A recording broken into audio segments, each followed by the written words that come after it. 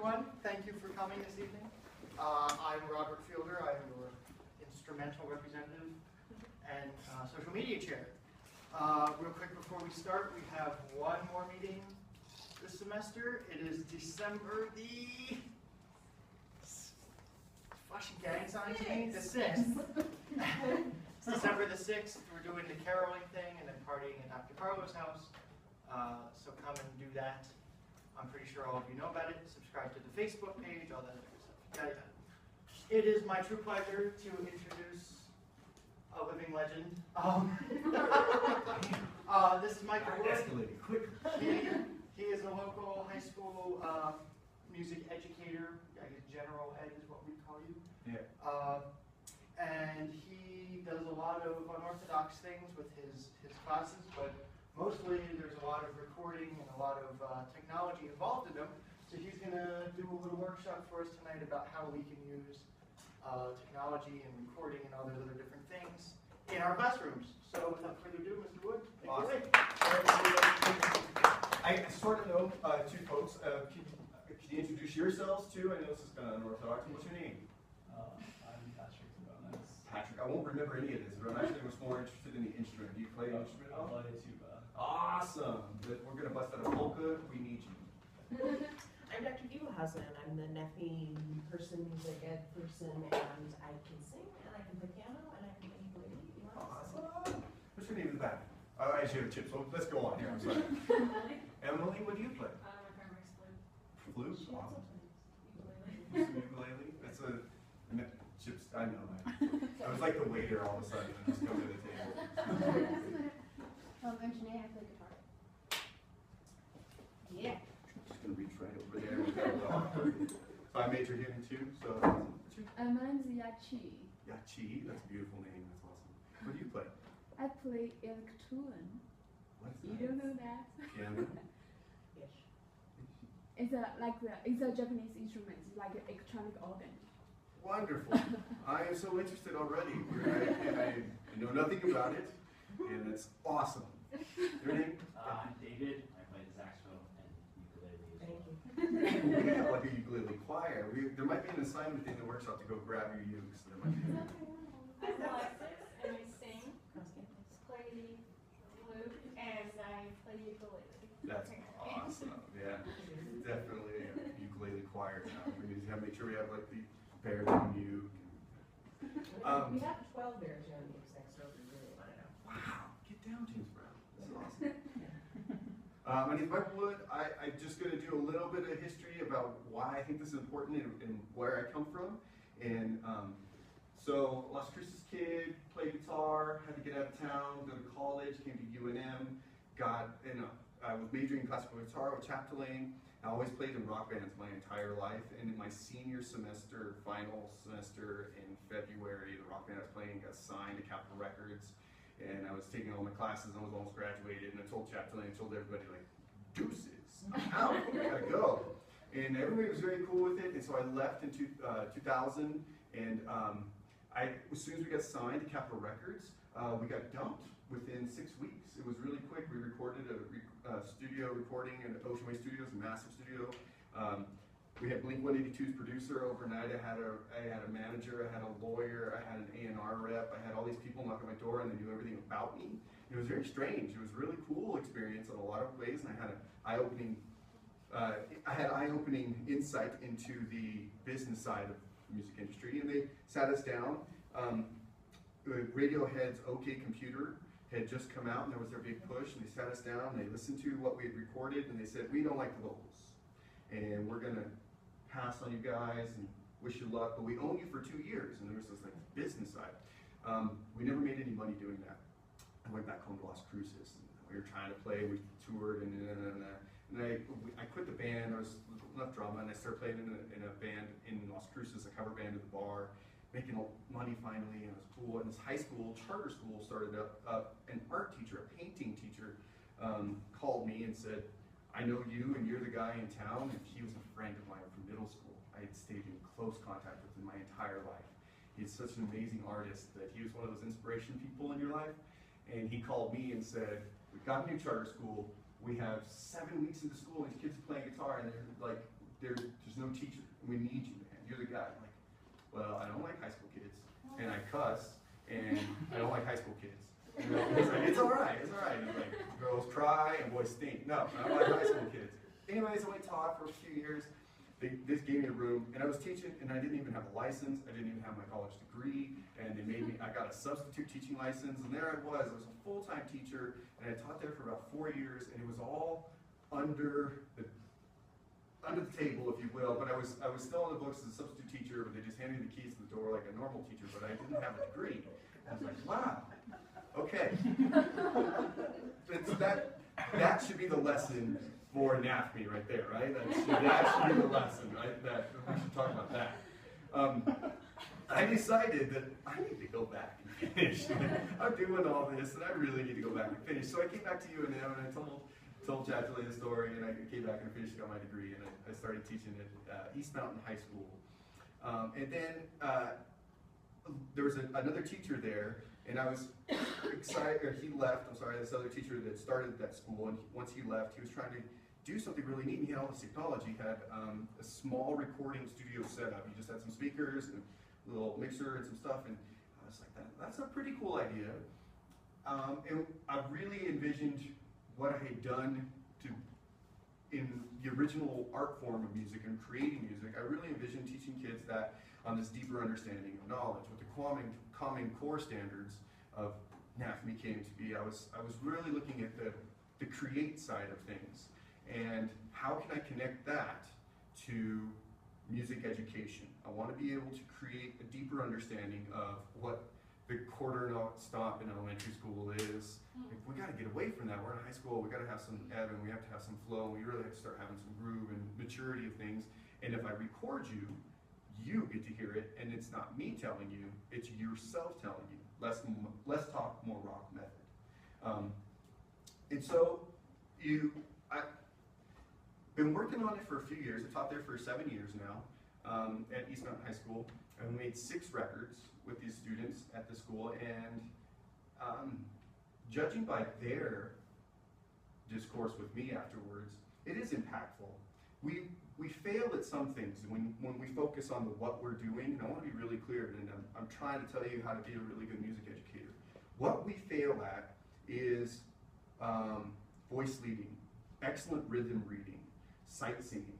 Those 3 big pictures, when we spend a lot of time on creating songs and recording, we fail at those things. And I'm aware of it. And every music teacher who does this, I want to learn how to do those things better. And I'm always working on it. So we do a chord extensions lesson. It's like, okay, what's a 13th chord? We start building all the notes. I'm like, oh my gosh, it's that many notes. It's awesome, I get it. That's really cool. And we try singing it, but now what I'm trying to do is then how to use it and what does it make you feel like? Instead of really taking apart all the theory of all the different thirds stacked on top of each other, how to sing a 13th chord, I'm really like, what does that mean to you? What's the purpose of that chord, and how could you use that in a song? Here's Steely Dan. They do that, and I play some Steely Dan. It's like, oh, that's really cool. And so something along that line. Those are things we fail at. But what we're really good at, when you use technology, and especially in sound systems and these things, is really connecting to ownership. I bet a lot of people in here have the same kind of story of like the drudgery of your applied lesson. I don't know if I'm really prepared, and I'm not really there, that kind of thing, right?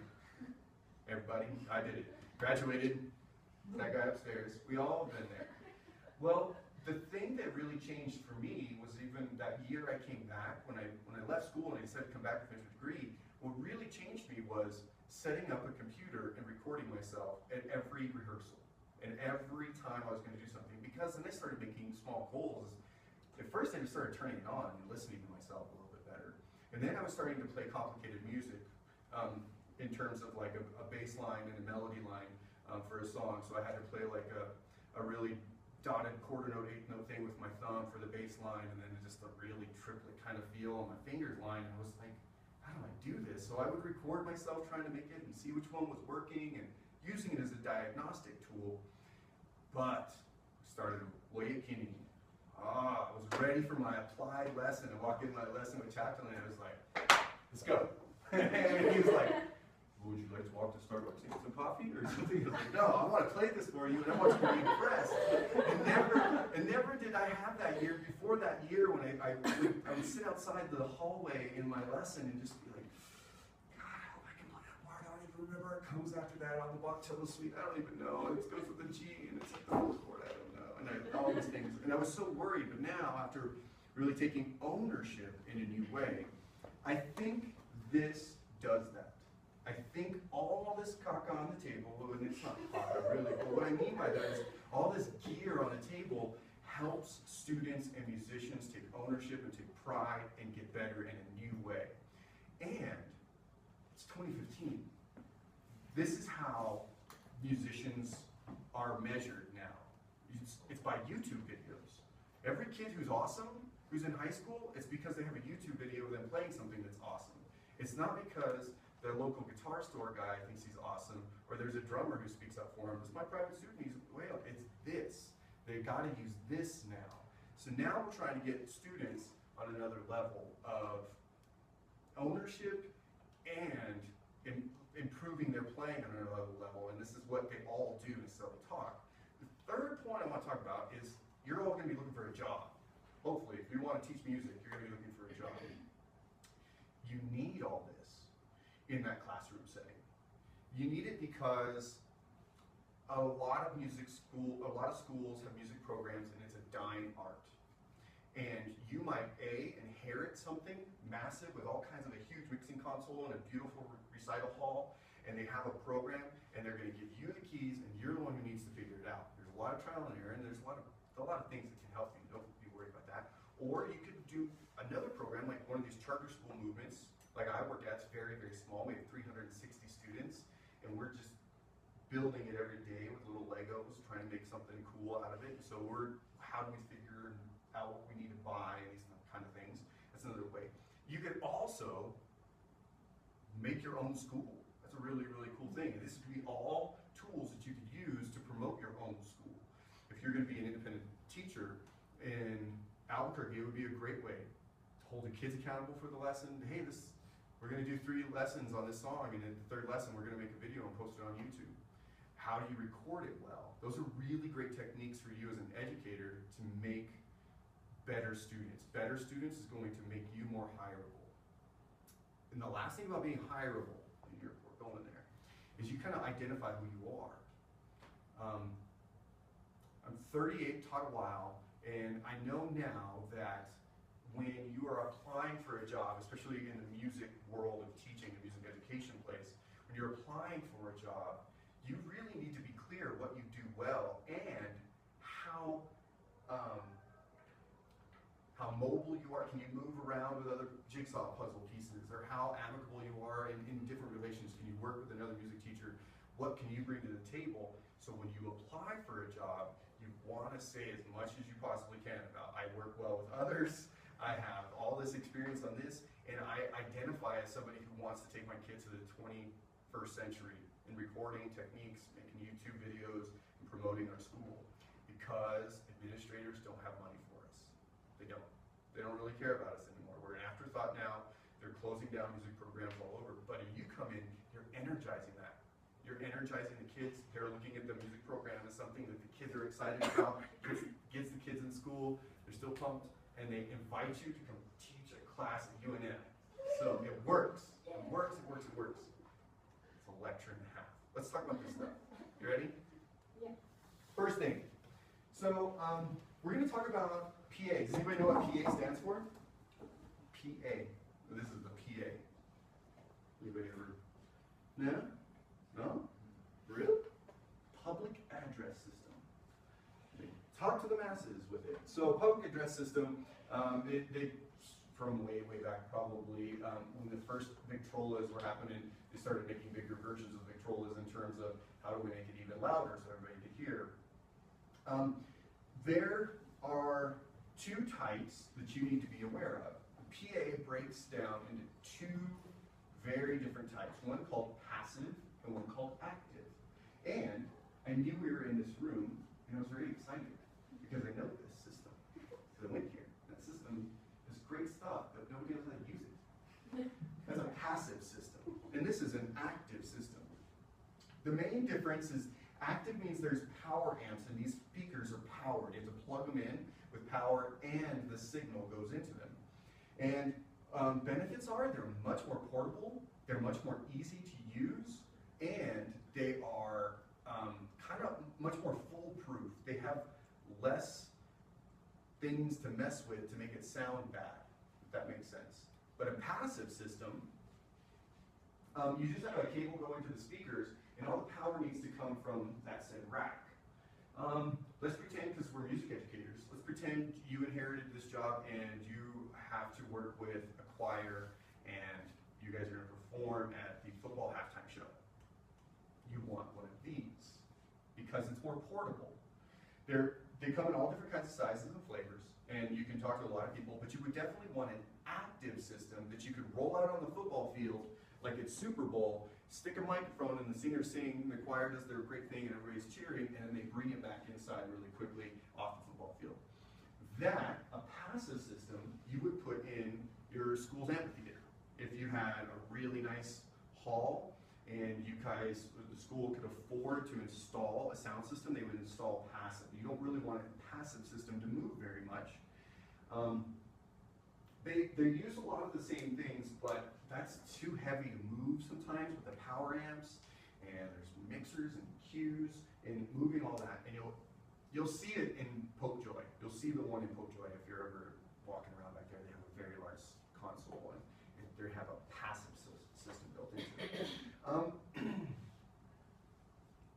When you build a PA system,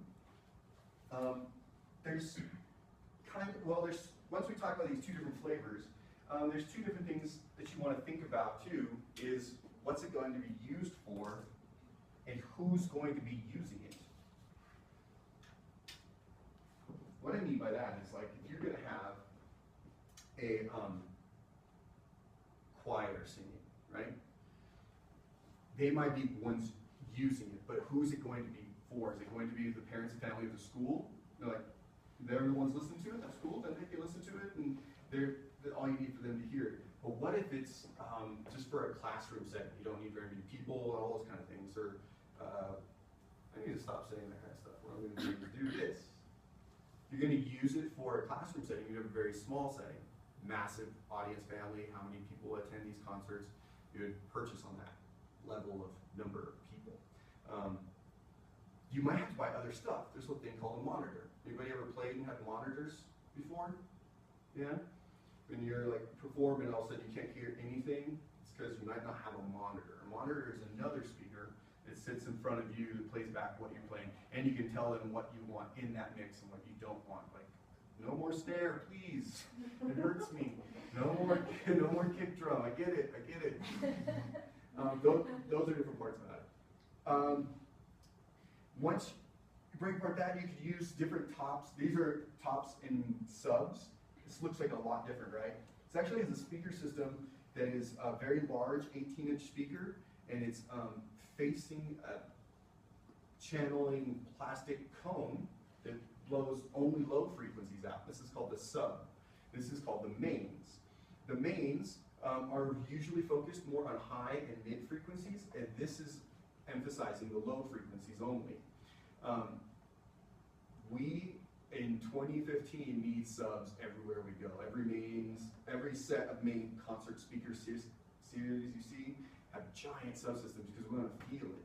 And it's about that new feeling. If somebody plays electronics dance music, man, they got a lot of subs. A lot of subs.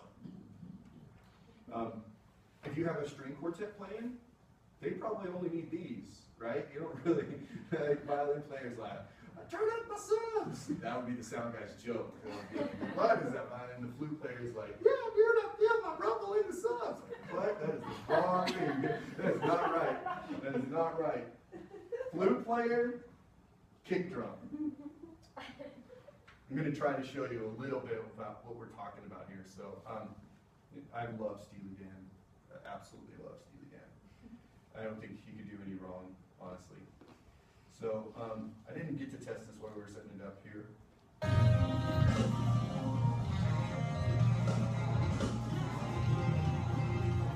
It's kind of this like weird intro part. Don't worry. picked a song so it's got a lot of flat kind of stuff going on. So what I'm going to do is I'm going to take out the highs. So I'm turning these down. So now you're getting a little bit more feel. But now I'm going to turn these up. Make sense? Now I hope the symphony band feels it right now.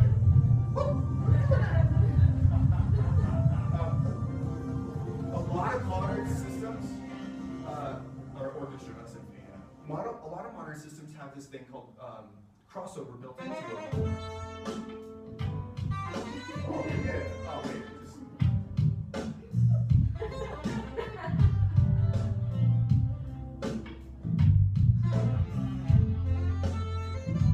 The crossover is an automatic system that's built into active speakers, and sometimes you have to buy additional for passive speakers that's actually telling which frequencies to go to which speaker. So as you play music or even perform music live, you can have a live crossover, and it's another piece of gear that you buy.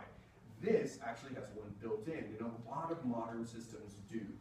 I want to stress to you, if you're a music educator who inherits a lot of old PA equipment, you want to run. Modern equipment is so much easier and sounds so much better. If at all possible, stick it in some practice room or a battle of the bands kind of space that they might have and be able to use other places, and try to invest and get grants or work hard to work with the school to get more modern systems, because I was able to carry this in a 4Runner, in the back of a 4Runner, and I didn't take out my car seats for my 2 children. And this is the same PA I can run for a 16-student class. 4Runner, 2 car seats still in the back seat, parents, and this fit. Crazy. And I got enough here for 16-student music class. I can run all the kids through this and have enough power through this powered system to carry everything. This is this box in the back is actually just a power conditioner. This is just to make sure it all runs smoothly. This is the mixer. Leads us to our next part. We're going to talk about really fast about how this thing works, because this is actually the main topic of the day. We're talking about getting jobs and all this kind of things and being able to really take your music students to a new level. This is what you need to learn how to use. This is a mixing console, and there's a lot to it, but it works in a single channel, in a one vertical channel. In mic 1 through mic 8 on this board, they all have different mic amounts. You can have real small ones or very large ones. I've seen them up to 91. I've seen 91 channels input at once in LA at a studio. That you need a rolly chair to get across. That's nuts. That's really nuts. Your first thing that everybody messes with is called the fader. And on the front of it, I don't know, this is why we brought this one here. On the front of it, this fader has a little dash line and a U. U stands for unity gain. I don't know if I'm talking down to anybody. Does everybody already know unity gain, or anybody ever heard of that? Anybody ever take Doug Geist's class? No? Cool. Unity gain, I just don't want to talk down to you because I know you guys are intelligent folks. Unity gain means that's the level of 0. When you're below unity gain, you're turning it down. And when you're turning it above unity, you're turning it up. And you're increasing that amount of volume.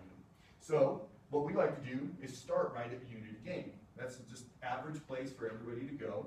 And then each one of these individual knobs represents some other kind of function. And they're not that complicated, actually. Most people get intimidated by it in some way, but then just like forget about it. I don't even know. I want to push a button and make it work. But they do different things. Panning. Pan means left to right, and so that's pretty easy. We're going to show each one of these what it means. So I said I would play. So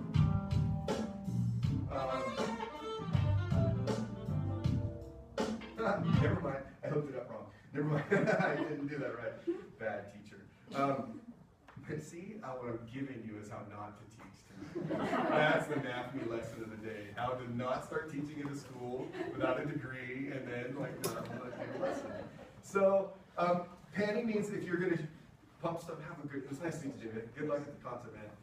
Go to either speaker, left or right, and it'll just focus on the sound either through the left or right. You could control that. Sometimes we want to do that in terms of multiple vocalists performing. If I have one vocalist, I want her to be more in the left speaker and another one to perform in the right speaker, and I can control the panning because then people could hear them more individually. It will blend in a nice stereo speaker spread, but individually people will be able to focus on one more than the other. Make sense? If you always stick everybody right in the middle, they might not hear it as much because it's mushing all those frequencies together. The next is the high and low EQ system. It's everything that you think it sounds like. Low frequencies is 80, and we don't really hear much lower than 44, I guess they say, so some people can really hear that. And high frequencies is 12 kilohertz. We can hear up to like 22,000 as humans, but most old people lose around like 18. We start to lose 18,000 kilohertz.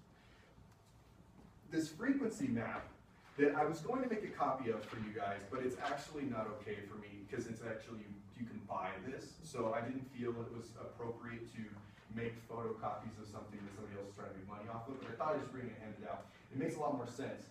What I'm talking about, as I hold it the correct way, is this is low and mids and high frequencies, and it puts it into such a really nice perspective.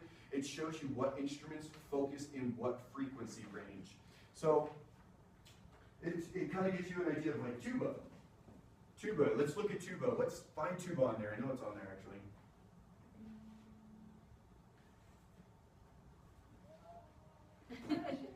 It's all right, what? I know, it's like a word search, huh? How does somebody do that? Tuba. Oh.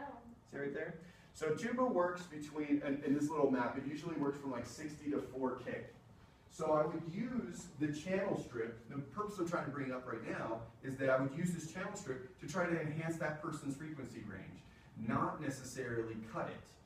I would then take the low frequency, so I got 80, yeah, that's right around 60, we're kind of close, I don't have exact 60, but I might give them a little bit more, and the tuba sits in the low mids, so I'd find that little 100, 120, and I would boost tuba up a little bit, then I would take the highs and cut those down.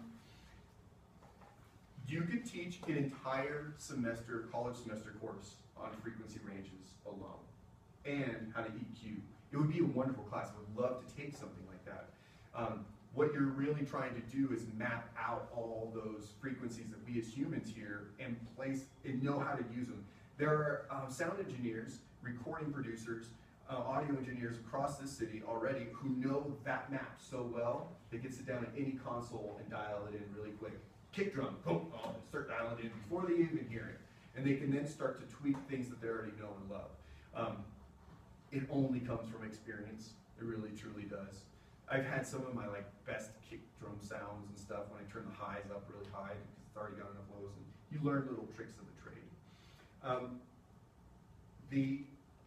The main thing that I was showing you was turning up lows and high frequencies when I was playing Steely Dan, and we felt the subs rumble, and I saw everybody kind of giggle like, naughty subs. Yeah, no, it's the same concept, and that's all what we're doing. Next thing we're talking about is called the external and internal effect systems, or aux sends. Complicated at first, but let's put it into more fun, more easy ways. I brought some toys, and we're going to play with them a little bit here. So I'll show you how it works.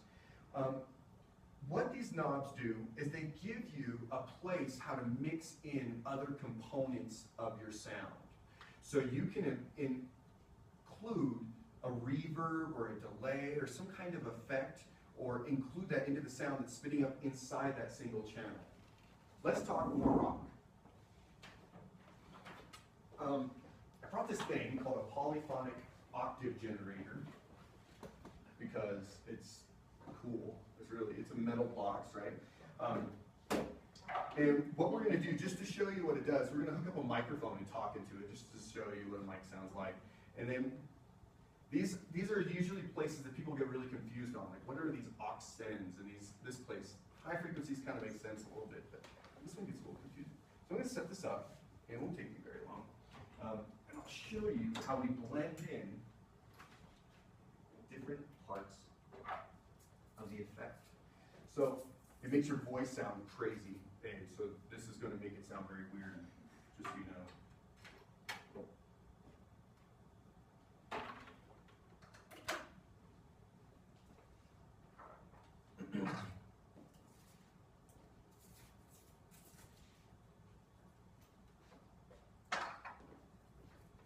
I get to nerd out at UNM. I love it. It's such an honor to be here. Okay.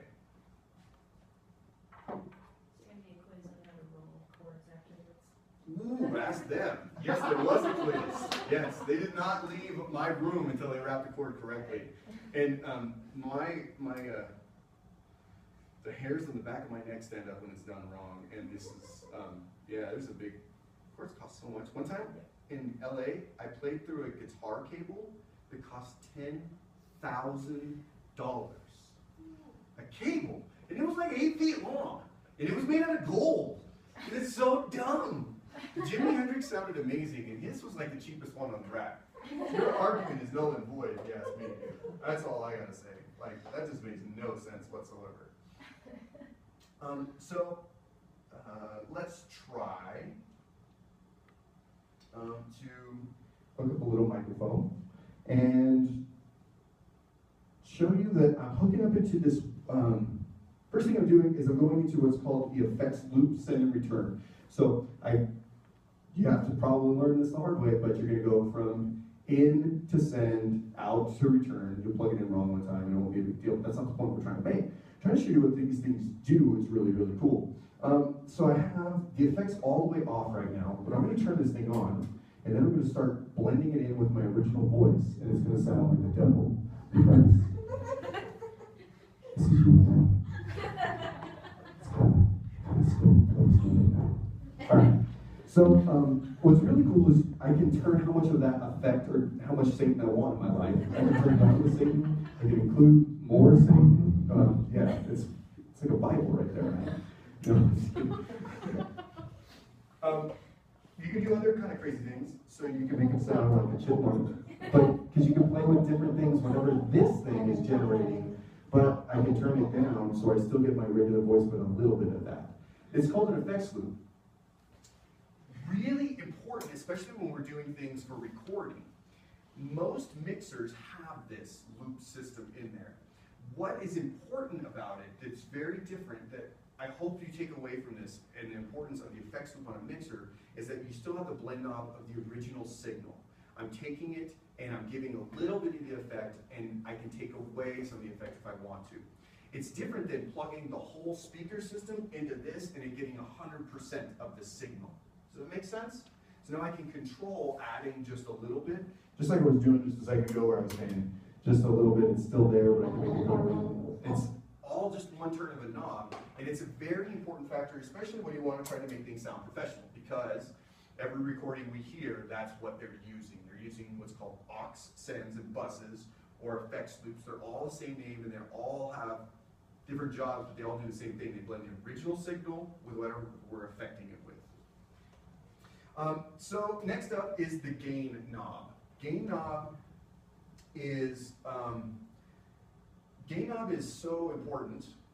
The first thing about the gain knob is volume. Most people think it's the volume knob because when I turn it down, it turns down the volume, and it's not the volume knob. The gain knob is actually what's doing impedance. We're not going to go to math. We're not going to change and go to math class, but because the topic impedance leads to math class, and there's really no way around it. I'm gonna stop right before we get to math. Impedance is like a garden hose with water. And so I'll try to be visual learners for a minute. As garden hose is spewing out water, that level of water that's coming out is the impedance. If I put my finger over it, I'm blocking the impedance and it's spraying farther. All you need to know.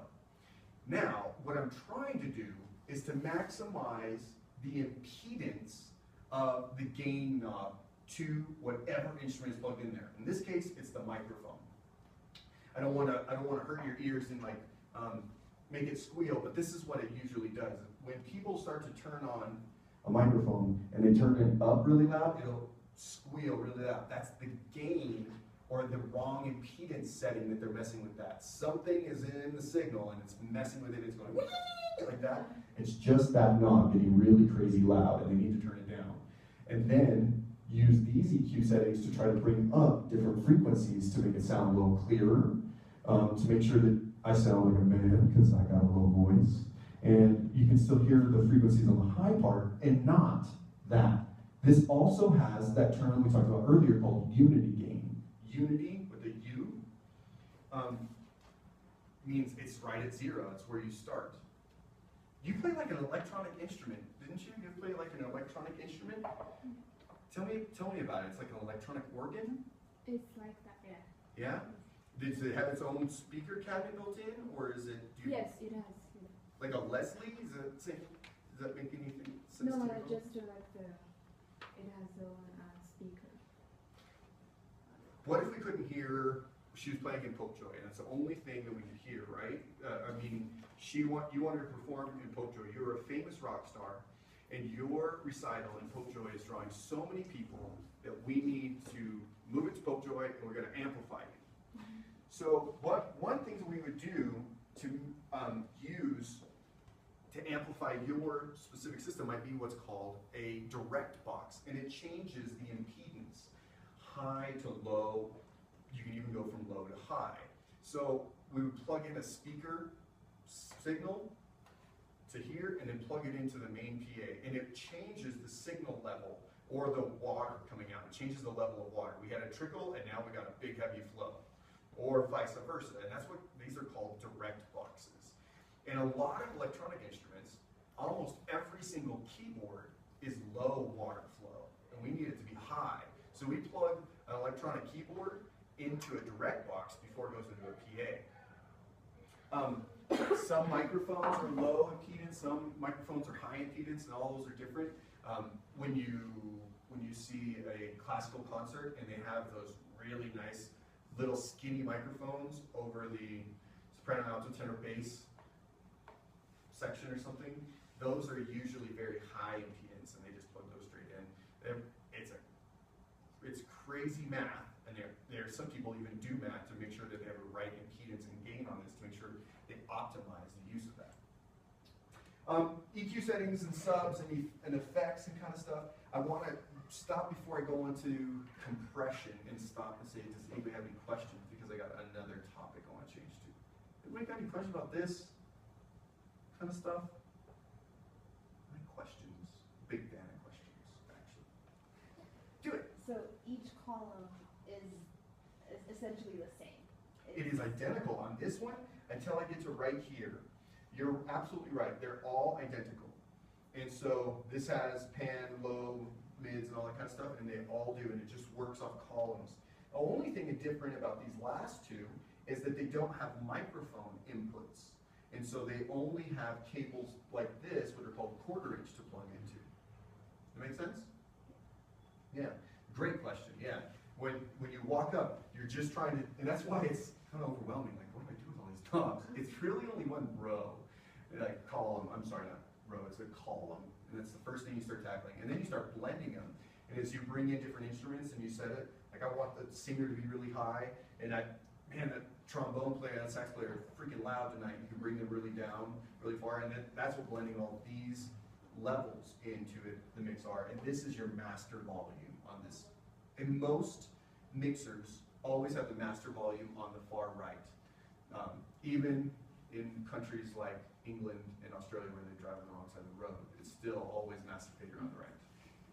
Yeah, and this is, if it starts squealing, this is the first thing to grab.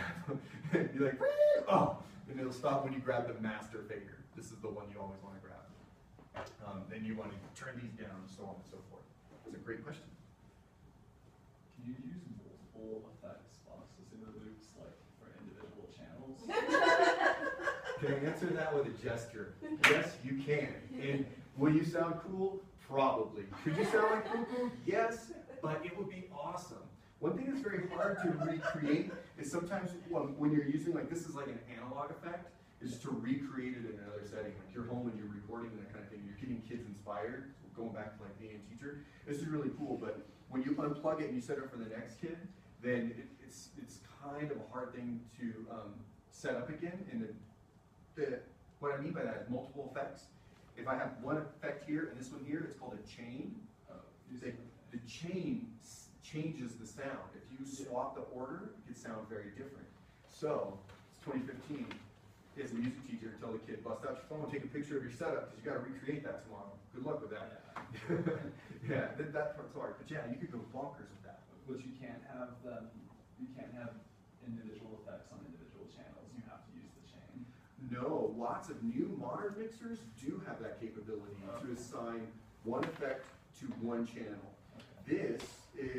This mixer is probably 99, 2000. It's old. This is almost like 16 years old. And now there's a lot more control over that on the modern mixer. So I was kind of going back, like if you inherit one, because it's so much more creative now. They're using these tools to not just be, like we were having fun here, you can use it to create with kids and they can learn and be inspired like, that sounds sick!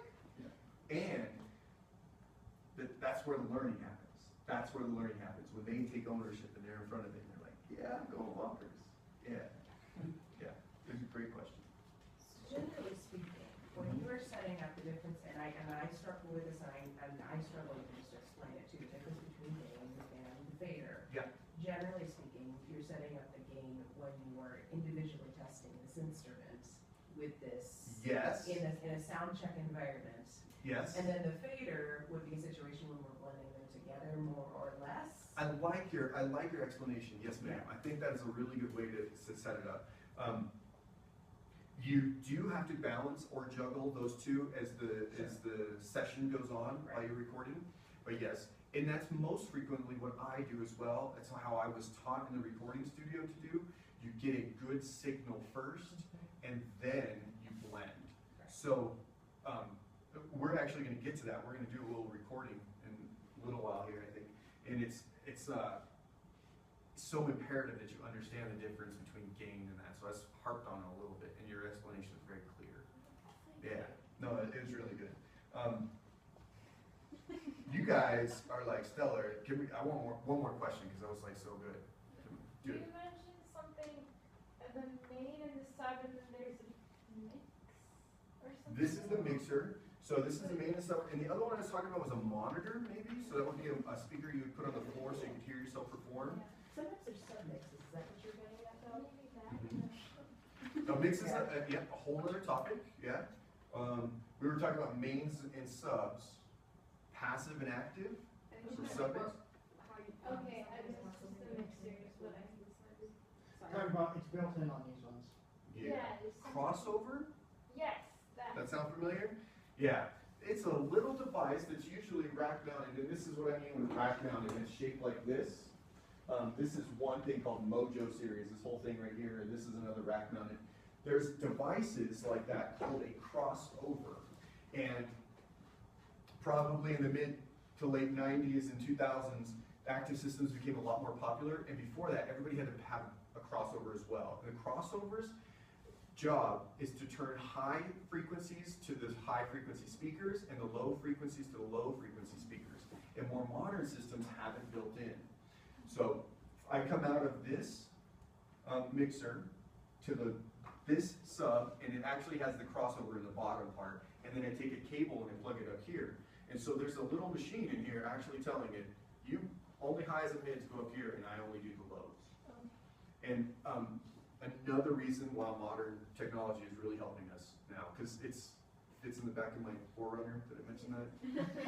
Dude, it didn't before. You had to have a trailer. There was no way around it. It's a lot of gear. That was a good question as well. Next thing I want to talk about is cables, because there's 3 types of cables that everybody should know. And then we're going to talk about compression. So, there's not 3 types. There's a lot more than 3 types, actually. There's a lot more. 3 families, I should say. The first one is called an XLR cable, microphone cable. Believe it or not, you could spend more money on your cables if you notice this whole box right here. This is our recording classes cables. We keep them all in one box. We keep them and we try to take care of them. The amount of money in cables is absurd because every one of them is usually from $25 to $50 and up. Like you're usually dealing with a $50 cable. Every cable deals with a pin system of positive and negative, and they plug into certain inputs, and some of them only go into certain inputs, like XLR only goes into XLR, but they also call it a mic cable. XLR and mic cables, right? Interchangeable. You can use that word for either one of them, XLR and mic cable. Once you take a mic cable apart, you can't put it back together, just kidding. Once you take a mic cable, you can have different ends on one or the other. Usually the problem that happens is that when they break in these portions that you connected to this part. And so a lot of times you can, as teachers, you can get kids to help out with a soldering gun and cut this and re-solder it. It's fairly easy, so you spend so much money on that, it's a big deal. XLR only work on microphone cable. I'm going to deal with that later. The next one is called speaker cable. And this one I already took apart because it was smart and not that other one. The speaker cable, I'm going to kind of show you something here. The speaker cable has a black and a white cord that are soldered together in a very different way. The black cord on the inside is also insulated. The little black cord on the inside right there, both have this little plastic wrap around them, and they're both soldered to that little tip. So there's the white and there's the black. The black one's like buried way down in there, but you still see it. So the black and the white ones actually transfer information back and forth. See that little black guy in there too? The job of a speaker cable is very different than other cables, and this one's very important, and they're usually more expensive because it completes an electric circuit. When things buzz in these classrooms, more often than not, it's not the correct cable. It's just like, I used to have Dr. Hinterbinkler for music history, and we had like way up there, and he would do all the music tests, and there was such a bad buzz in that room. He's like, and he would play the test, and it would be like some Josquin piece, we had to like drop the needle kind of test, and I was like, all I hear is, I can't tell anything what year this is, I don't even care. Anyways, the cabling, because if you use a speaker cable, it connects the circuit and it's insulated, so it sends information back and it sends it to the speaker, so on and so forth, and it has to have a complete circuit.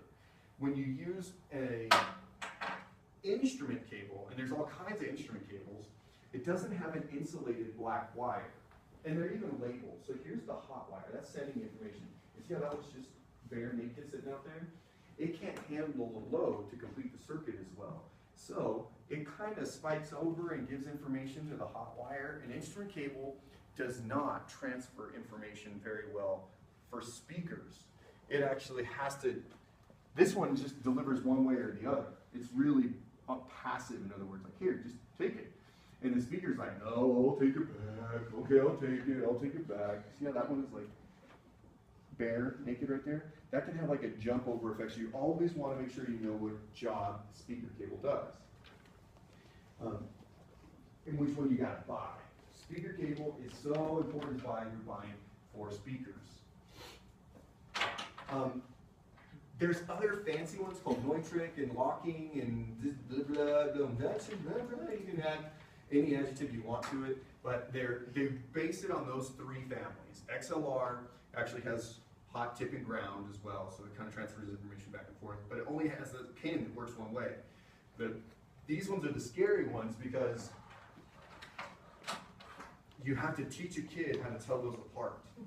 They look a lot alike to me. I don't know about you, but that's pretty similar, and you got to take them apart to understand. You could be smarter than the average bear and like read the outside, whereas a speaker cable.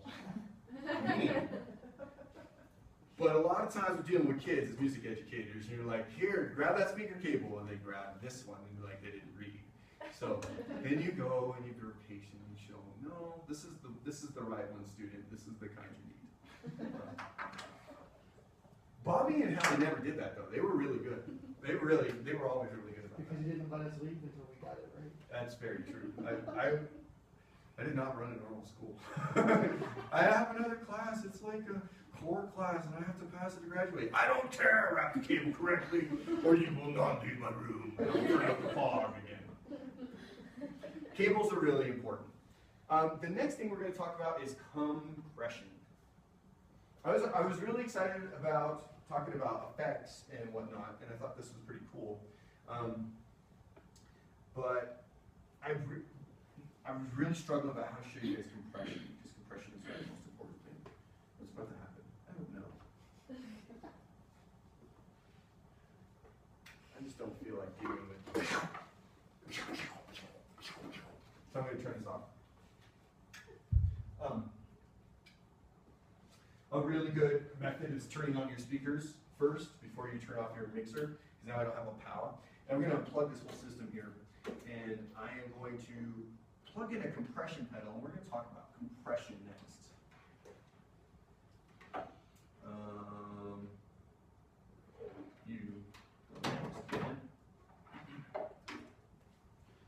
What does anybody know? I don't know. Like a good teacher is supposed to be able to identify their audience pretty quickly. Does anybody know anything about compression already? Anybody ever talked about compression? I'm sorry. We're all Jon Snow in here. You're all what? Jon Snow. Oh, I got you. You know nothing, Jon Snow. Is that not the greatest television show? Has anybody started watching The Leftovers? I've seen that, it's on HBO. Oh, Lord. People are going to be coming back like, what? You never watched that? Later on, but right now, it's just not very popular. It's like a Stephen King show that doesn't have Stephen King to do with it. It's very crazy. These people, like all of a sudden, like 1.4 million people disappeared on the planet Earth in like a zeptosecond. They just disappeared instantly and doing all sorts of things. And so they're breaching this really strange, it's so tangent, sorry. They're breaching this very strange concept of disappearance and post-apocalyptic world with this drama of character growth, because everybody was so excited about Breaking Bad, and this guy's growing, and he's like changing, and look, he's turning to evil, and Walking Dead, and oh my God, what do you do in this kind of world? And they took this, and it's crazy. It's a really good show. It's a really good show. And it's like Stephen King, but there's no Stephen King. That's the guy I am, right there. That's like Mr. Wood's class. Yeah. All right. I need the board for just a second to talk about compression, to draw a picture. Beautiful ear hole. Fancy lobe, it's a girl, she's got an earring, okay? So, everybody's hearing works the same way. Every human hears things the same way. And it's a sine wave that goes to your ear. The frequency is the high or low pitch that we hear, and that's called the frequency, and that's what we were talking about. So when it's 60 kilohertz and all those kind of things, then the volume at which you hear them is called SPL. It's like sound pressure level, SPL. The volume, all those kind of take factor into like the size, and the frequency is like how much of this, how close they are together, and this is the SPL kind of concept. And a compressor does one magic thing to take what most people think in compressing it, it does one magic thing and it makes it sound smoother. It takes the highest part of it and chops it off, and the lowest part and chops it off. That's the basis of compression. You're squishing them into one frequency band range. You're not killing the frequency, you're just taming it and putting it into a smaller tunnel. In other words, you had a garden hose shooting water out into a catch-all, and now a compressor is just a PVC pipe connecting between those two, and it's very small and it's very efficient. If you have purchased any music in the last 40 years, you have heard a compressor. Everybody has a compressor, and every recording studio uses a compressor. And it's the #1 used tool. We're going to talk about preamps, but then the first thing another studio buys is a compressor. The reason it's kind of confusing at first is a lot of people don't even know how to use it or what it does. But if you start taking apart that idea with a kid to make the recording sound better when they're releasing their music, and you made this recording with the kids, and they were tracking some guitars, and they're like, this sounds awesome. If you add a little bit of compression, all you're doing is funneling it just a little bit and it makes it sound smoother. It's the difference between buying a Justin Timberlake record or the record the guy recorded as he jams the songs out on the benches right here on the way to Frontier. That guy records some cool stuff. I'm not saying he's a bad musician, but his sound janky. It's a good adjective, right? But you buy a Justin Timberlake and it's perfectly smooth. They use a lot of compression and they use a lot of different types. So we're going to try to include some compression in our sound. So let's check this first. So I got a little signal here. I'm using an effects loop again, okay? And now I'm going to turn off the compressor. And it's barely audible what I'm doing. It's not, there's not much there. Is everybody here? So I'm going to turn up the amount of compression on the channel a little bit. I'm going to start the feedback just a tad, or a lot more than a tad. So now it seems a little bit quieter and smoother, and there I am, it's a little bit louder, but now it's a little bit quieter and smoother. All I've done is taken the same frequency range. I'll even try to say the same words. Let's say, I'm at UNM today. I'm at UNM today. I'm at UNM today. I'm at UNM today. The lows and the highs are still all there, and I'm not changing the pitch in any way, but I'm actually just smoothing it out a little bit. And it's the difference between making a recording sound concrete jungle jam session out there or like a recording studio. It really truly is. It's the main difference. It, again, doesn't go to gain or mix.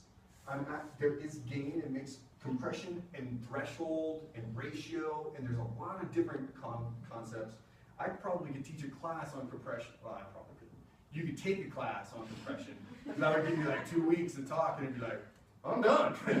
Use it. You know, I don't know. Like, that's probably what I would do. But there's so many types of different compressors.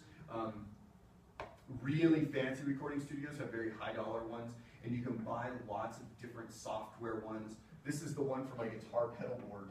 I was so excited. Last year, I was working on recording arts and teaching kids about compression.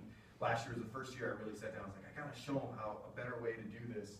And so I've been pulling this out a little bit to show them. It's subtle, but it means that you're taking each one of those and you can compress it too much, you can compress it too little, so they gotta learn how to start somewhere. It's a really good tool to show people. A lot of mixing consoles in the $300 to $500 range now have built-in compressors.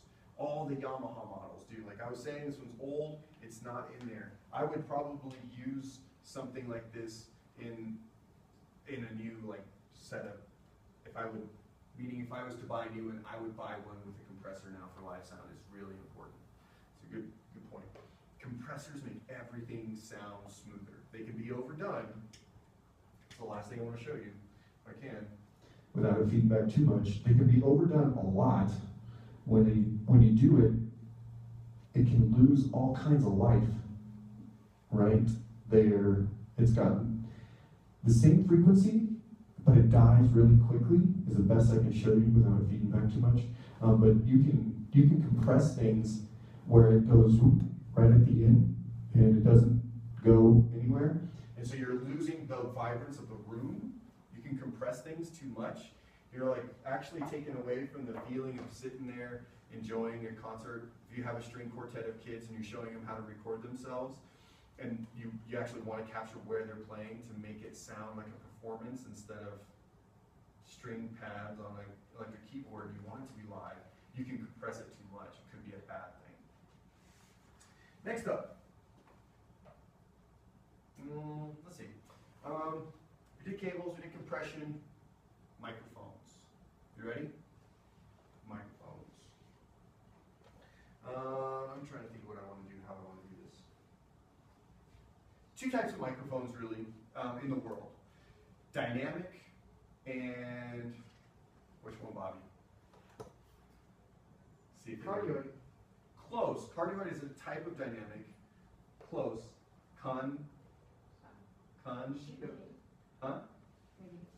Condenser. Close. Don't worry. I just put you on the spot right away. Yeah, there's no test. This is the hangout session. So, dynamic and condenser microphone. Dynamic and condenser microphone comes in two flavors. If you remember that there is an extra one called ribbon, but most microphones come in two flavors, dynamic. Dynamic are much more durable. You ever seen a rock concert? Like, the guy's always singing into a dynamic microphone because he's more dynamic.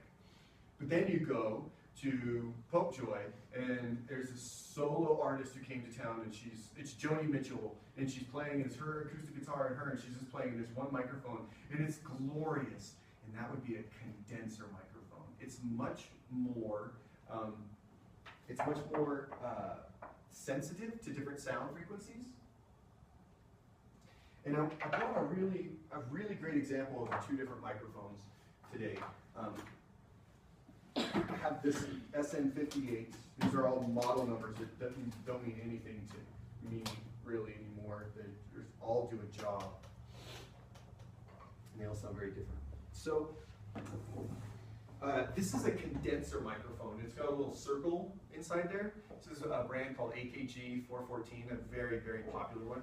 And this is a dynamic microphone. So you can take them apart, it's crazy. One really cool thing about microphones that you need to know, this circle, I'm not going to take that apart, this circle is actually a speaker. Microphones are speakers in reverse. That's all they truly are.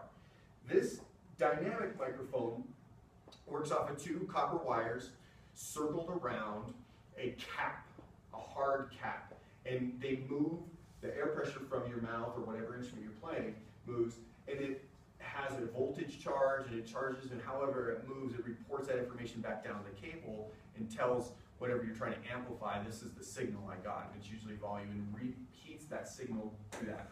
And so this one has a condenser microphone. And these are much more durable. They're not as sensitive. This one, a condenser microphone, I can't take this one apart because they're so fragile, but they're much more sensitive to frequencies. And it works like a speaker as well, but a very high dollar speaker. Anybody got like a rich relative with some like super duper expensive speakers? These work like those, meaning that there's still two wires, but they go to a single plate, usually coated in nickel or gold. Most condensers are made of nickel or gold. Most of them gold, honestly. It's pretty crazy. And it's a very, very thin sheet of gold, and it charges that gold instead of a cap being pushed on with a sound pressure level and charging those two wires. Now it's getting the sound pressure on this piece of metal and reporting it back to those. They're much more fragile. If you drop a condenser microphone, you lose it. Usually it just breaks and it's done. So when you're teaching your kids, you want to start with this one. And trust me on this, because you can, like the heavy metal show, and it gets up and it still works. It's toast. You just spent like, this is a $800 microphone. This one's $100. You can drop the mic? You cannot drop the mic. Yeah, there is no dropping the mic. Yeah, we have one that's all bent and it fell on the corner, and I didn't bring that because I was really trying to hammer home, like, don't drop them. No, I was talking about the, that one. Oh yeah. Oh, we even have a condenser at the school that's bent. We have two of these. Yeah. So the other thing about condensers is they take these kind that are much more sensitive, take something called phantom power. It is, if you use context clues, it is what it sounds like. If from the mixing console and what you're doing over here in there, it hits a little button that says phantom power, it sends voltage to a condenser microphone. 99.99% of condensers use phantom power, and so you have to have something charge that little gold plate, and so that's what it does. And so that's what's special about the XLR cable. You have to have a cable that has positive, negative, and a ground to send something like voltage or phantom power to this microphone. That connects straight to that concept of it's much more sensitive. You can pick up a lot more sound with it. Play a game. You ready? Let's try to get interactive. Mr. Wood is talking, all kinds of crazy, all right? So I'm going to say an instrument. I'm going to dream up an instrument out of my little creepy noggin, and you have to tell me which one of these would sound better. And not only just which one would sound better, I want to hear your reply of why, okay? So remember, I'm going to go about dynamic. Durable can take high high sound level pressure, okay? So SPL, sound pressure level. It can take really high volume. Durable, picks up some frequencies pretty nicely, and industry standard. Condenser is the word, and it takes much higher, you can see a lot more frequency range, higher and lower, and it takes fancy power, but it's very fragile. You don't want to put a lot of SPLs through it all the time. Make sense? Do I need to review that anymore? You ready? All right, here we go. Saxophone. The sax player's not even here. Saxophone. It's your turn.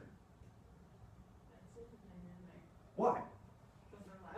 They are freaking loud. Like, who let that guy into the band? Like, why are you so loud? And why does he want a microphone at the gig? We're at a wedding, dude, and there's like 60 people. You don't need a microphone. You're freaking loud already. Just play. Yeah, all right, you're right. That's funny. I might be a working musician. You're absolutely right. Dynamic. You're absolutely right.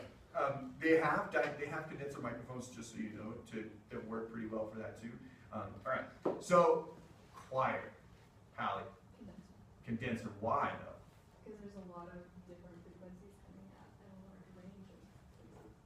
And another reason I didn't really talk about, I can turn up the sensitivity much higher on a condenser microphone. I can set this in the room, and then I can turn up the gain to get it pretty, like without feeding back, to get it pretty hot is the word a lot of people use, so to pick up a lot of information, much higher than this one. So I can pick up more info with it. So a choir, maybe I'm lucky in high school choir, there's like a do C low, and there's some little squeaky mouse coming out. So they have full frequency range. You ready? All right, next one. Heavy metal guitar going to my guitar player friend. The dynamic, You're right. Why? because it's loud. It's totally, our amps are so freaking loud, right? And let me introduce you to your best friend is a guitar player. Every guitar player needs this in their life. If you don't have one, let me tell you what your next Christmas present should be. This is a different flavor of dynamic microphone, and everything since probably 1977 has been made with one of these. From Eddie Van Halen and Slayer to like Michael Chapdelaine records. Everybody on Guitar World uses this because it has really good mids, and our guitars are mids. That's a mid instrument in the frequency range. It's the only spot we need. That's what this one does. This is hella durable, and it still works really good. It's really cool. SM57, your Christmas present. You can find a family member. It's got $100. All right, next one. You ready? Yes. Piano. I think that it's the condenser. Yeah, why?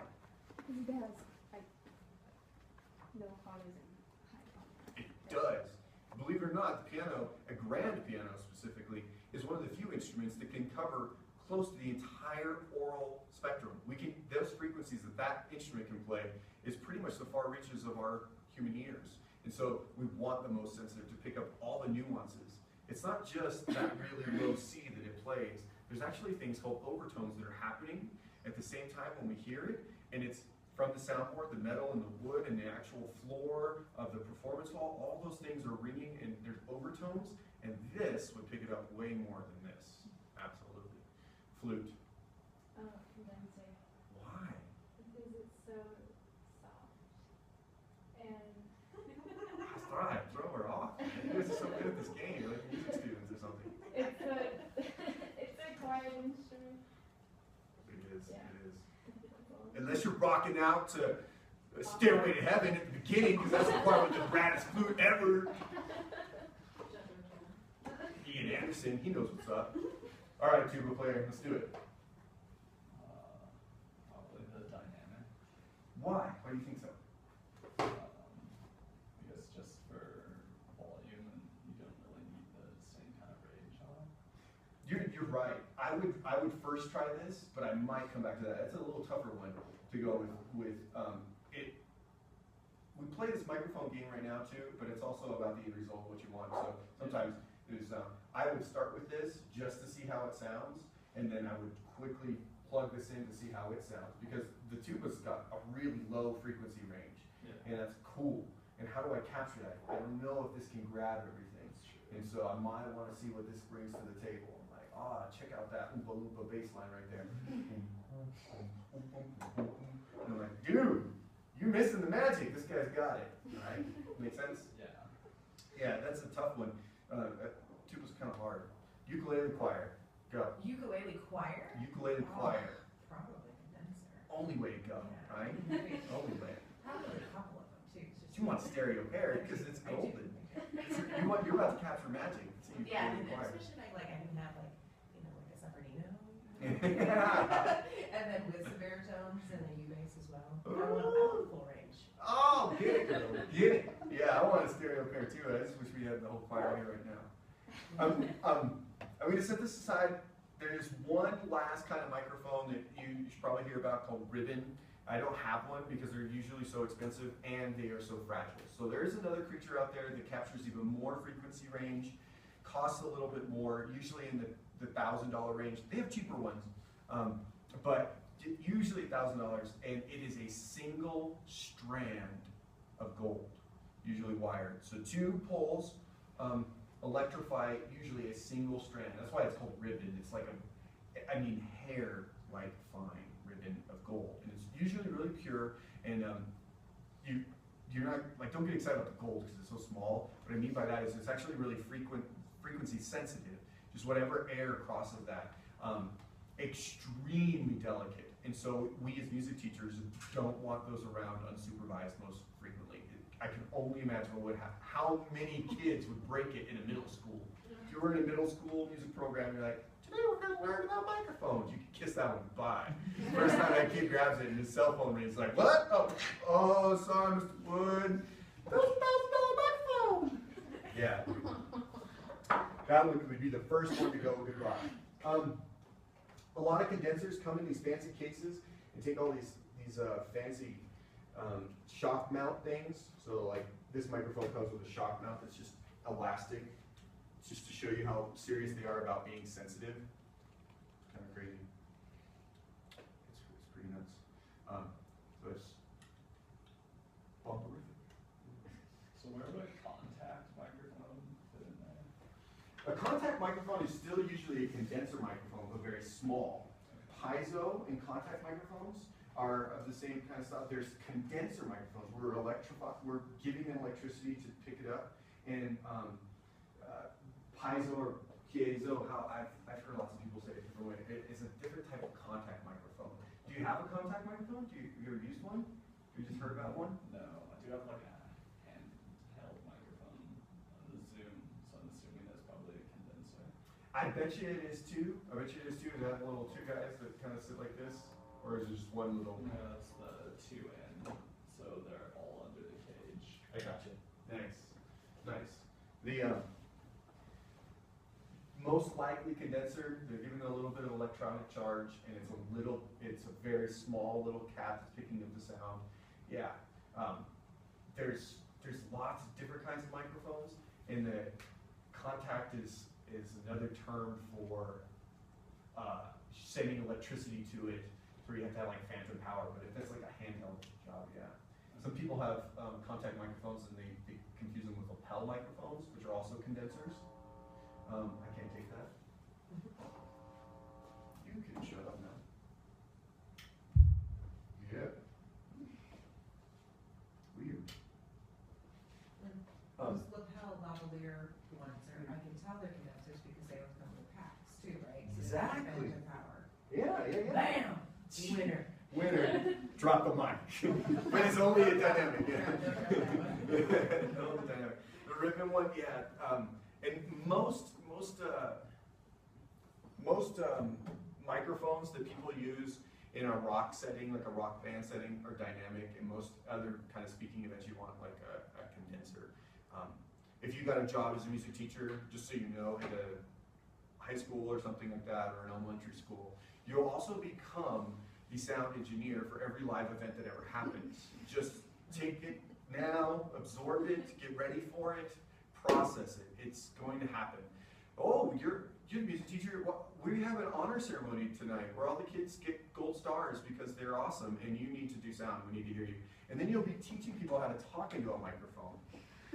Because then the principal was going to come up, and he's going to address 400 students with a microphone like this. It's a speaking stick, I thought. Why is it so far? But then you have the teacher come up and like eat the microphone. And then there's yeah. Then so you'll have to have like a little PD day, because every teacher has what we call PD, professional development, and you have to go to the PD day, and you'd be like, principal, I need 5 minutes of your time. Let me tell you, everybody, if you grab this thing, there's this, and let me teach you what to tell them, and it makes a lot of sense actually. And so a lot of times you'll be dealing with a little bit more durable mic, so you'll be dealing with the dynamic mic. SM58 is a really good one. And then it's actually called cardioid heart.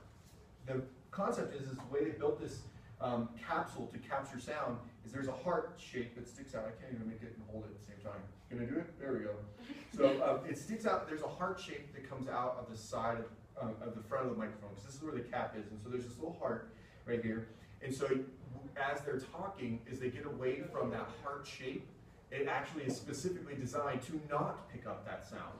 But when they tilt the microphone towards their mouth, there's a heart shape picking it up perfectly. And there's actually a really good distance. Really cheesy, but I know it is proven. If you ever loved Bon Jovi, maybe I did. I was in a Bon Jovi video when I was like a little kid. It's funny. Lay Your Hands on Me video, you'll see a little kid in a Batman shirt. That would be. Bon Jovi does the coolest thing ever. He takes a microphone, and you don't need to cut the whole thing. He does it really professionally. You don't want to cut the microphone, but he always put his thumb on the bottom of his chin. And so he's rocking out, his beautiful hair is flowing, his tassels are going, but he's always got this because it's keeping the same distance to have a really consistent sound from his chin. It's really important that you teach your school or your performer at, or your music teacher at. You need to teach other people how to type a microphone, because your principal will be heard so much more clearly than they will hear. And it's on you. It's your job, music teacher, like sitting out there like, just walk up and be like, dude, it's not that hard.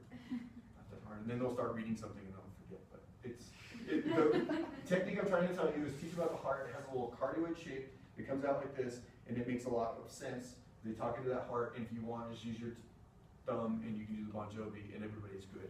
I've done it, sort of works pretty well. I've still had one principal who sucked at it, and he was a laughing It's joke. just laziness after a while. Yeah. I just don't care, and you're just supposed to listen to me, right? I think there's this like an administrative thing you'll learn about as a school teacher in lower education systems. Like, they're the top dog, and no matter what you think, they're gonna be cooler than you. Yeah. That's the truth. So, before I go any further, any more questions? That was a good one over there. I don't necessarily want to keep it too long, and we don't have time, but we can, and I'm totally willing to. I can set up a recording studio session, really, if you want to, and give you the basics, but by no means do we have to. If we want, that was the game plan. If we had time was what the descriptor was, and I don't know, how do you guys feel? Do you want to see like a little digital recording setup? Is it too late? It's school tomorrow. I got you, dudes. We haven't even touched the carrots.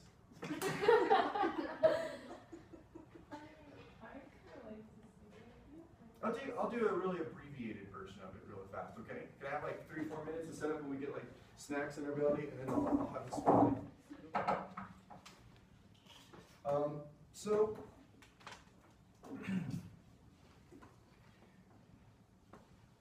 recording your kids is going to get them inspired.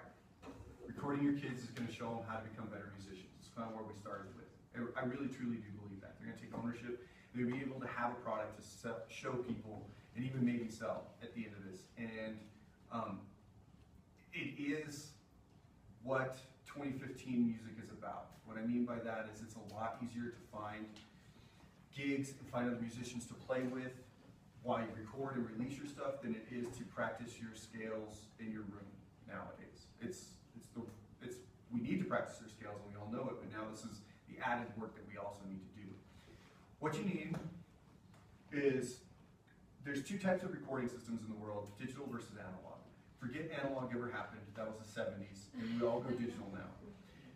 Analog meant that you recorded onto tape. You had a tape machine that was actually spinning tape. When you hit record, it recorded the sound onto tape, and then you would back up the tape, and then you record, and next layer over it.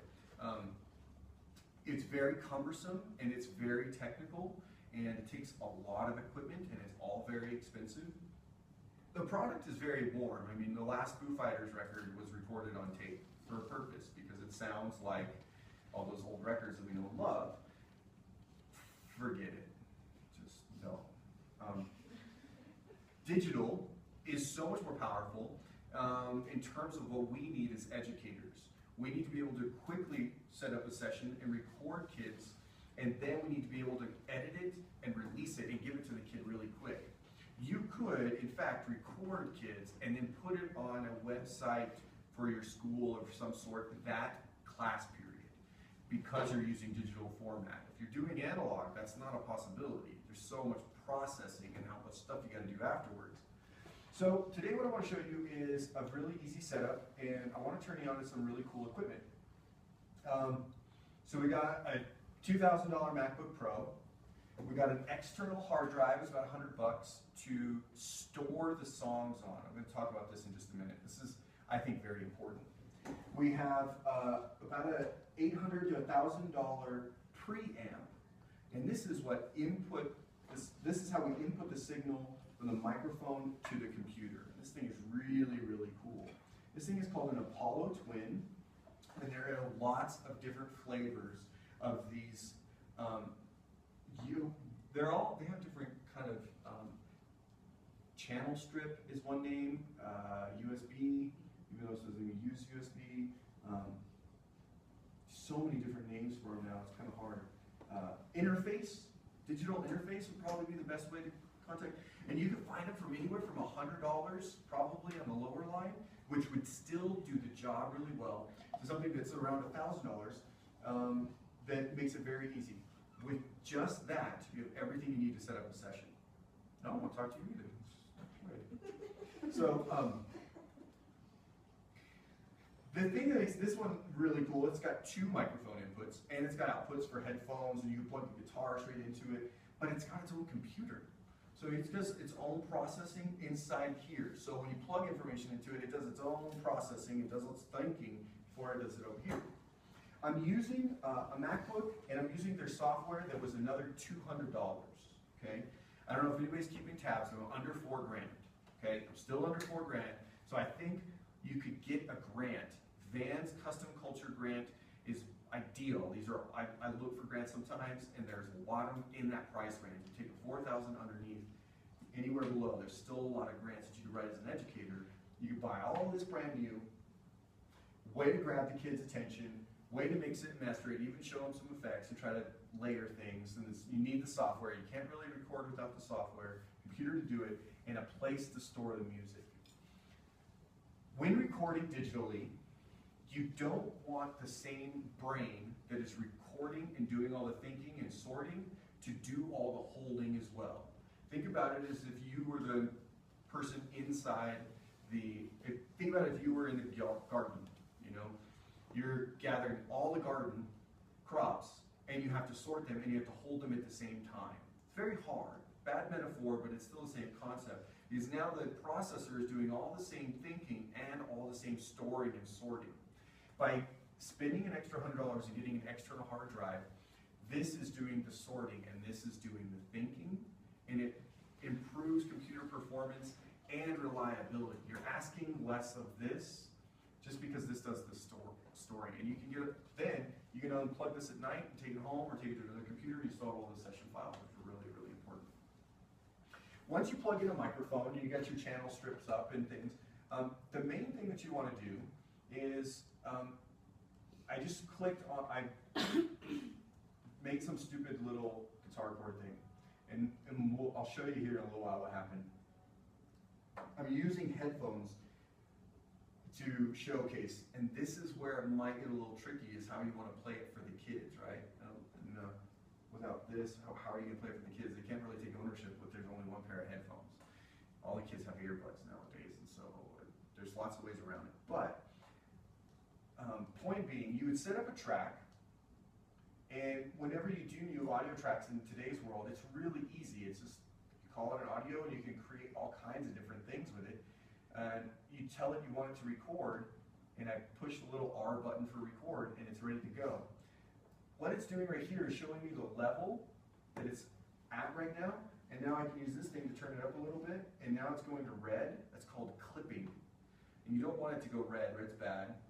Red's bad. So you turn it down just a little bit, and this big volume knob makes it really easy to teach kids about that. So you want to get a guesstimation of what they're going to sound like when they're performing.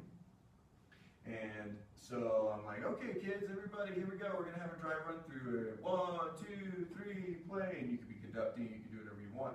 But as you play, you record, then I've got it armed. I'm going to hit record, and it's going to start recording whatever I'm actually going to say.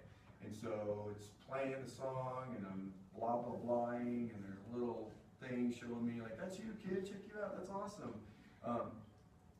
Then you could take this and what's called bounce it.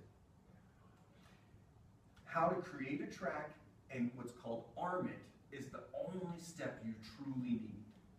That's it. Once you have all this stuff set up, all you need to know is how to go track, new, and what kind you want. Right now I want an audio track, so I grab a microphone, and I went create.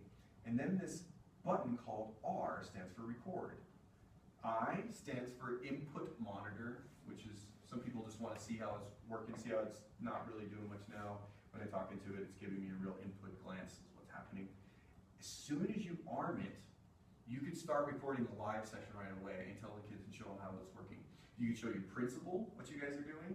You could then use it for PD, professional development. As teachers, you have to do one every single year, and some have multiple PDs. You can make recordings and try to make a goal. Like, my goal is to have them play a symphony. And so we're going to start with this aria. It's about 1.5 minutes. And then we're going to move on to something else. I don't know. Whatever your goals are.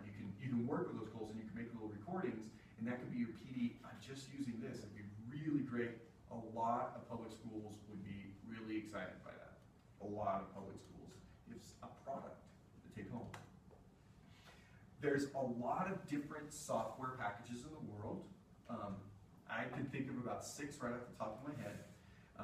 Pro Tools is the industry standard for digital software. Logic is very popular. I like it a lot. GarageBand is an easier flavor that comes free. You don't even have to buy Logic. GarageBand comes with the Mac. There's other ones called Reason. There's another one I like a lot called Propellerhead. There's all kinds of stuff. Audacity. There's a whole bunch of different versions of software to use. All you need is to be able to create a track and arm it, or what's called the R, and that means get it ready for recording and make sure you got a good signal. That's it. And then your real learning begins, because then it's learning how to set up the condenser microphone or the dynamic microphone in front of the violin player. Where does it sound best? And every instrument sounds different. Like recording vocals. My new thing about recording vocals is I set up a very nice condenser microphone, our best one, and I actually pick up the sound from between her eyes. That's what I do most often. I don't even get near the mouth anymore because I don't want any of the P's and pops and S's, and this is still really resonant. Violins, I actually want to get about 4 to 6 feet away because I don't want any of that off the bow anymore, you know what I mean? Where do you mic a flute?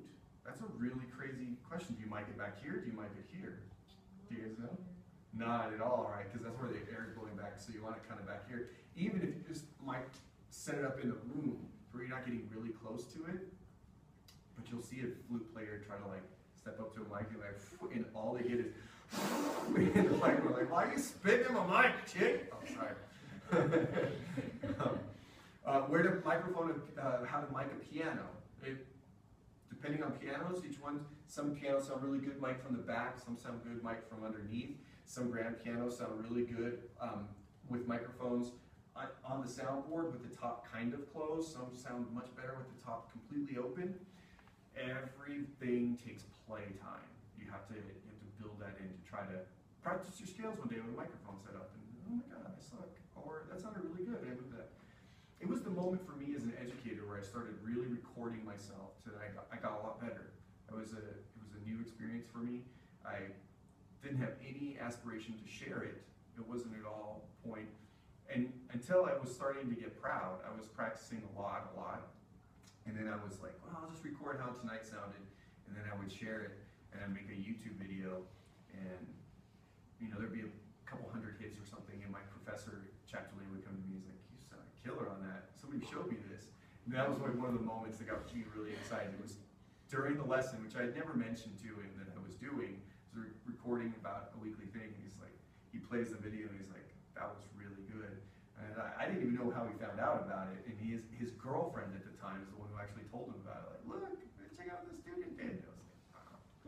Those are neat experiences for your students to have, and for me, that was at a time where I learned how to play with this and how to mic a guitar and different sessions. We can do anything you want. I know it's late and I don't want to keep you too much longer. You need two things. Like the software to capture it, really, and then being able to create an armor track, and you can capture any kid. You don't even have to have a hard drive. You'll have to have one of these things, but so many grants out there. It's a good experience. I think it's a new breed of music schools. The last thing I want to talk about really fast, and we'll call it a day, is that there's a lot of recording arts programs coming up in college universities. There's a lot more coming in to high schools around the country. Durango Public School District has the same thing East Mountain does. They have their own recording arts program. They call it American Music. There's another high school that does the same thing. You can get a degree now at Santa Fe University Art and Design in the recording arts program, where you're just writing original songs and playing them and recording them in the studio. That's the degree. Now, instead of like we're used to the traditional classical sense of studies in music, it's becoming very popular. Peabody Institute has one of the premier schools for recording. Loyola in LA has Sony. The mega corporation Sony has totally taken their recording arts program under their wing and has completely sponsored it. So as they go to school and pay bajillion dollars to graduate, they're actually learning from all the high-tech Sony into things. Berkeley, Full Sail, Northwestern, North Texas State, so many state schools, it's getting really popular. The reason I'm saying that is it's also becoming a demand that, what do you mean that school doesn't have a program where I can create music? It's becoming a big part of what people want, and especially in high school, because it makes them energized. It gives it excitement that they're creating and writing music. It is a new feature. Every NAfME member in my world, we get like In Tune magazine, and we get all that. Do you guys get that? Yeah. I get that as a teacher. I don't think you guys get that. It's totally worth it. Maybe I paid for it, but I get it. Okay. I suggested it. It's cool. And 2 months ago, that was the article was, look how popular this recording arts programs are becoming. It was a big validation for me. I've been working on it for like 7 years in our school. You know, like, I get to use the new core standards of the NAfME music standards, and I've been trying to do this, and nobody really cares what I'm doing, but I'm doing it anyway. And now look at, it's on a magazine. Like, that's good. That's a big thing for me. I can't stress enough, it's really cool. And it's not limited to the rock genre by any stretch. Forget that ever happened. It really can compute in orchestra, band, symphonic band, choir, everything involved. Yeah, it's really cool. Any other questions before we end it? I know everybody's tired. We got carrots to eat. Let's go. Anybody else got questions? I'll be glad to hang out and talk if you want. Drop the mic.